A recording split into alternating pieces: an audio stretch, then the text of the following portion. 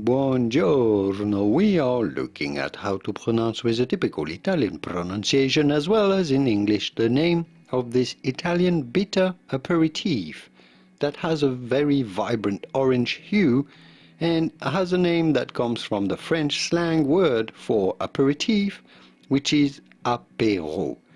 How do you go about pronouncing it? In Italian, in Italy, they would say it as Aperol, insisting on the first syllable on the A.